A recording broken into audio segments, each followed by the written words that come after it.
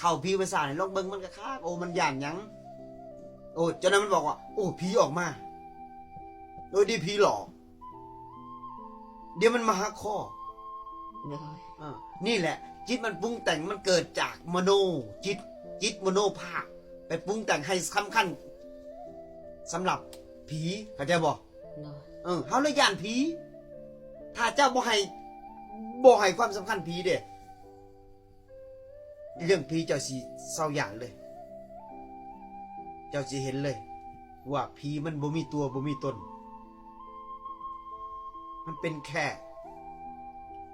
จิตมโนภาพมันตายแล้วมันเกิดทันทีเลยเข้าใจบ่ โดย แล้วอยู่ไซผีหลอก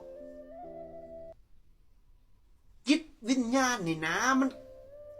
ดับไปปุ๊บมันเกิดปั๊บเลย เกิดเป็นหยังวะนี่เกิดเป็นผีเปรต โดย มันก็มีตัวตนเป็นผีเปรตเลยเข้าใจบ่ โดย แล้วมันทำลายคนเฮาได้นะ โดย ผีเนี่ยมันบริยานได้ผ่าเหลือง โดย มันบริยานผ่าเข้าใจบ่ โดย แต่ว่ามันย่านที่คุณธรรม ที่พระองค์นั้นมีศีลจิตใจขาวสะอาดผีเลยเห็นยังบ่ได้เข้าใจบ่ โดย อย่าสุขิดไว้บวชเป็นพระแล้วมันย่านบ่แม่นได้ โดย มันย่านคุณธรรม